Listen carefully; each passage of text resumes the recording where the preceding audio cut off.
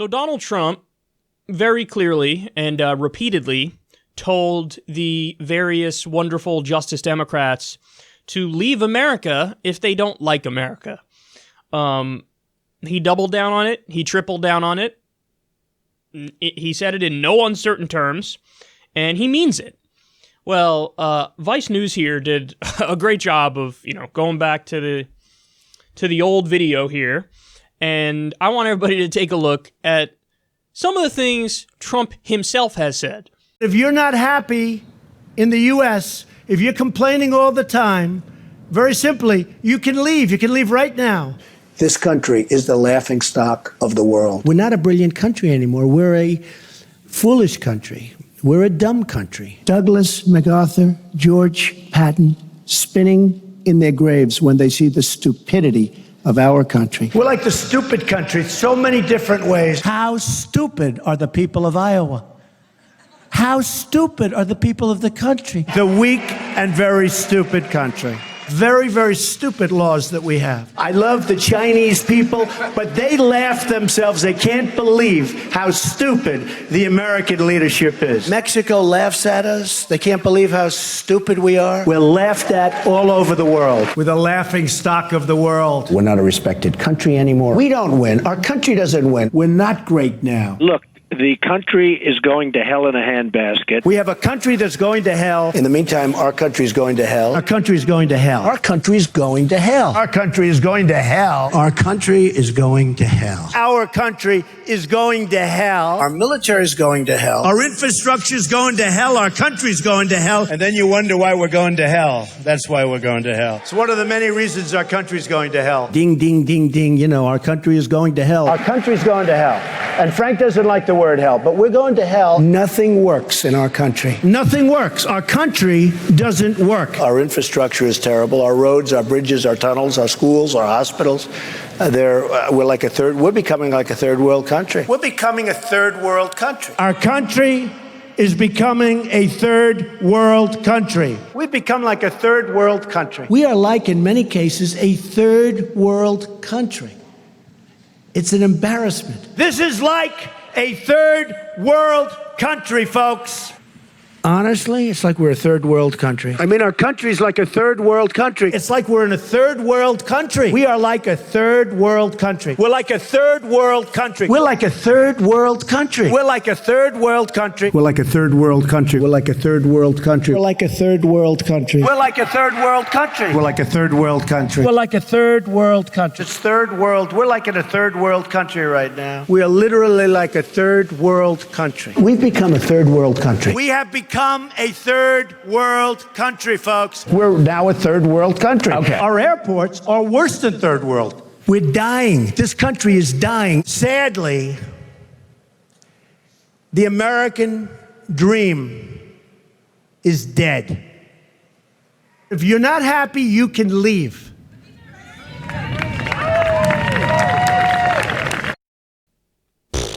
Come on, bro. If you don't love America as it is, then you can leave, all right? Well, you're going to criticize this country, or you're going to criticize it? You're going to criticize it? You can leave then. If you don't like it, leave. Too easy. It's too easy. It's too easy. No, but here's the point, guys. He has no real criticism of our wonderful Justice Democrats. He has nothing to actually say.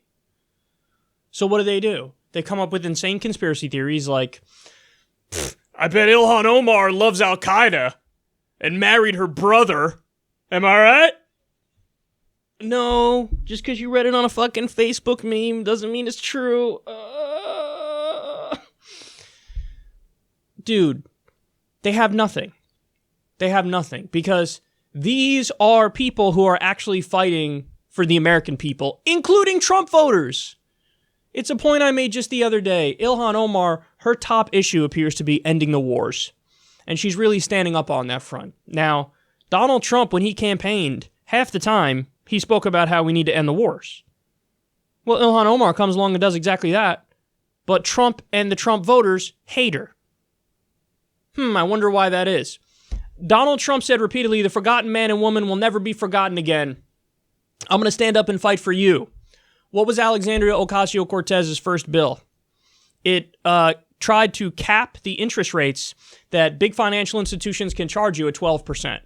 It's basically banning usury, but it's also an effective ban on the loan shark industry, the payday loan industry, because they're massively predatory and they basically, rip people off. They're price gouging everybody in sight. So Alexandria Ocasio-Cortez comes along and says, I will fight big financial institutions on behalf of the forgotten man and woman. And what does Trump do? Attacks them.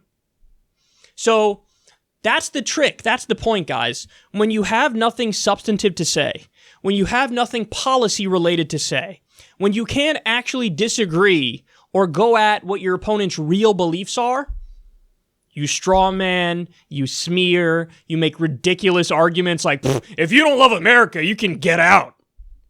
Dude, literally no American president in our history has ever been this critical of America as Trump was. And let's be clear, that's not a problem. I would never earnestly tell people, you don't like America, you better get out. I would never say that because that's a stupid thing to say. That's one of the dumbest fucking things I've ever heard in my life. Obviously, even with people I don't agree with, I understand and I realize that when they're criticizing the system, it's because in their mind, they want to make it better. Again, this is even for people who I disagree with. Let's say somebody who's a hardcore, right-wing libertarian, and they're criticizing the hell out of our tax system, and they want a flat tax. Listen, I'm not a dipshit. I understand that what their perspective is, hey, a flat tax is a way to make the system better.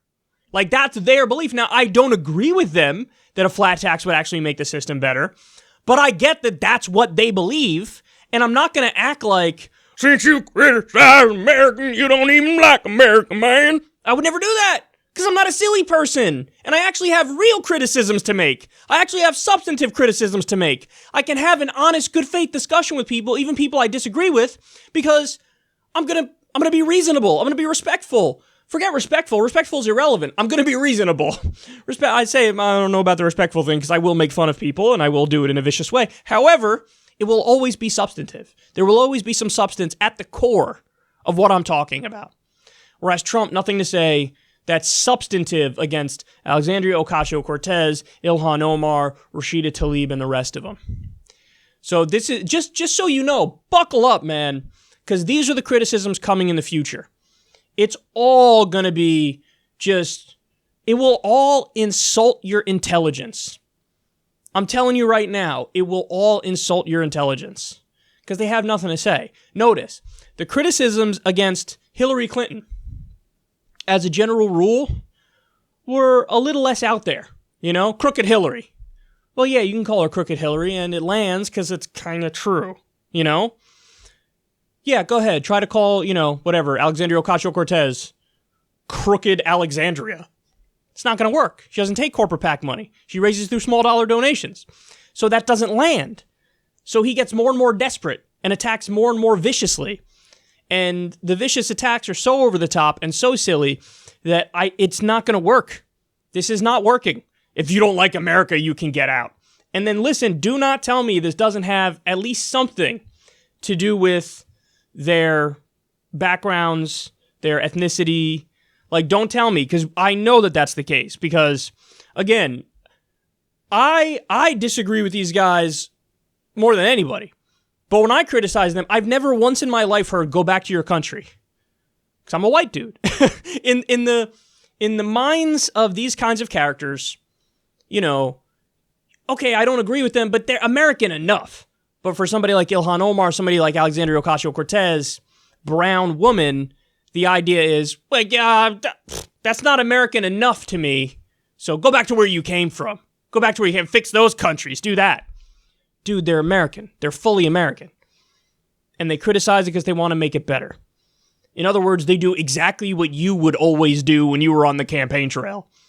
So stop. And the crazy thing is this, man. He's got such a fucking blockhead. He really has, cement where his brain should be. That honestly, even if you showed Donald Trump this segment of me talking about this, I still don't think it would land.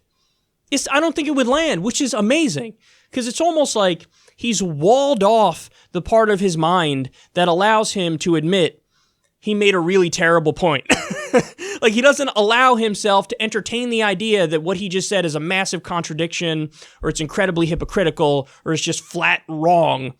He doesn't allow himself to entertain that idea. So it's pathetic, really. It really is just beyond pathetic. But now you know, even if you're somebody who's on the right, it's okay. It's okay. You can acknowledge that this is like the dumbest line of argument you've ever heard in your life. It's really stupid, and at its core, it is bigoted.